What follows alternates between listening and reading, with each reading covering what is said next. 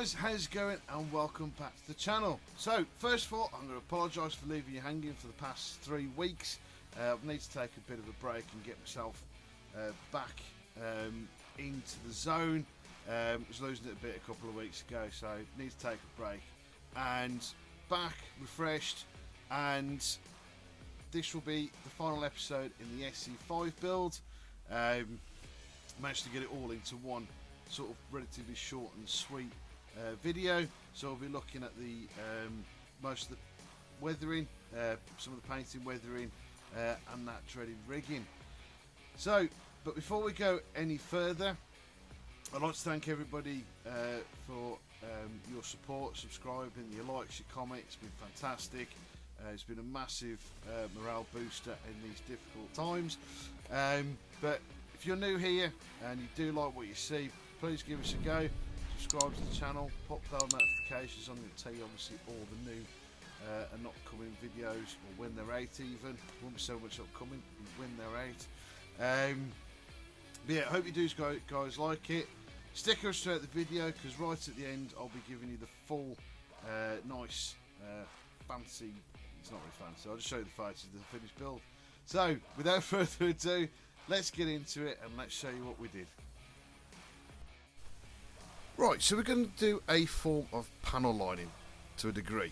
So of course on first order aircraft we haven't really got any panels, but where sort of the structure of the aircraft is, of course it's a doped fabric over the top of a structure, and obviously that dope conforms around all the structure, and you know we can kind of still do a bit of panel lining.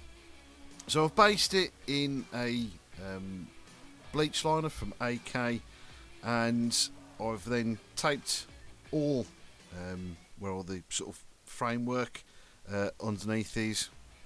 It's took a hell of a long time, and it's probably something that I'm not sure if I really want to repeat anytime soon.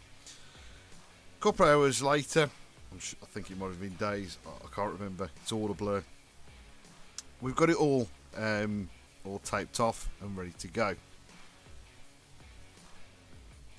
So what I did then was use Tamiya's red brown, and very lightly, kind of lightly, went round the inner sides of all the panels, sort of leaving a fairly light band down the middle.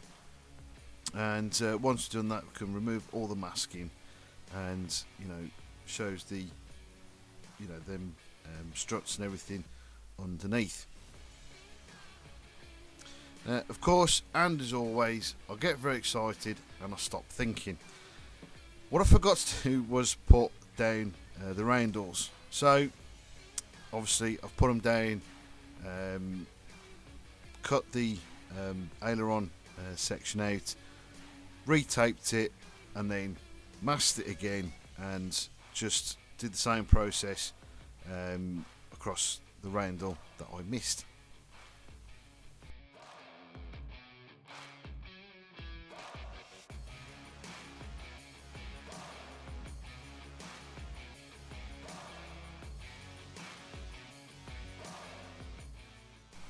So once that's all done, I'll put a wash across the wing. Now, unfortunately, because there's no colour photos or anything to go by, so I've had to use stuff that I've seen in museums. I used a mix of yellow and chestnut ink, and then gave that a wash over. Once I've done that, I had to then mask out the leading edge of the wing, as on these, the green of the upper half folds around onto the lower wing. So that took a bit of time and some form of accuracy. As you can see, I used a thin bit of tape, which gives me a lot more flexibility. I'd also masked out the markings for this aircraft, as this one's in a fashion of custom build. Well, it is custom build off a genuine aircraft. I also then did exactly the same as I did on the underwing. Unfortunately, this didn't quite work out too well. I'd also put a salt weathering down. Now, the salt weathering wasn't the problem. Unfortunately, I got a little bit of spatter, as you can see there. So, unfortunately, I had to sort of redo this. Now, I didn't tape it all out again. I just used the same colours I used before, which I used Tamiya's olive drab, reddy brown and a bit of yellow, and then sort of gave that a very gentle misting over the top to tie it all in and get rid of that, as you can see now. So quite luckily I didn't have to redo all that all over again, and it turned out pretty much as I wanted it to in the first place.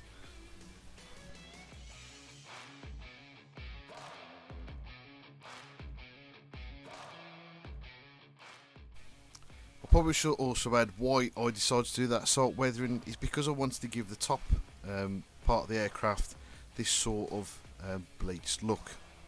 So once I got all that done, I then painted all the other details, so like the weapon and the rocker covers, and as you can see there as well around the cockpit there as well.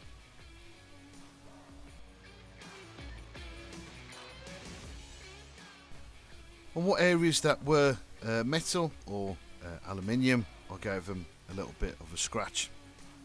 Once that was all done, everything was ready for a nice Flores wash. Nice clay base, doesn't attack the paint. And once that's all dried with a damp cotton bud, I basically just cleaned the entire surface. This was a process I did on the top and bottom as well. So there we go, there gives that a nice sort of more worn and dirty look on the airframe.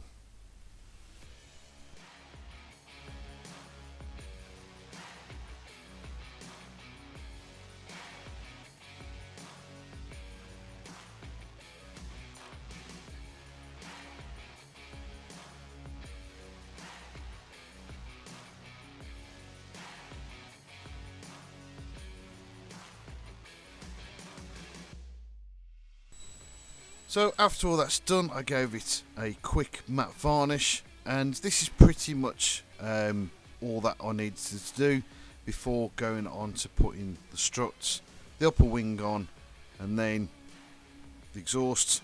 I nearly forgot that bit. And then after that's all done, we can move on to the bit I've pretty much been dreading the entire time.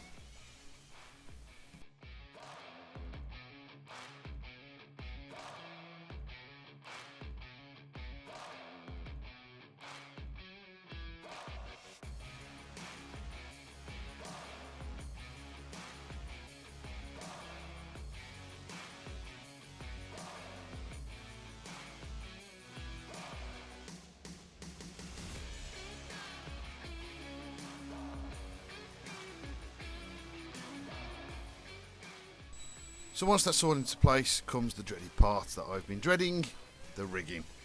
So there's a lot of rigging to do in this, particularly between the ring struts, and that's the bit I was probably dreading the most. I used Ammo's rigging. It's a 0.03 millimeter wire. It's elasticated, which does help quite a lot. I super glue it to a starting point and cut it just a little bit shorter of where it needs to go. Super glue that bit, hold it in place for a bit, and it's all ready to go. And the best thing is it being elastic. If you do knock it, it goes back into place.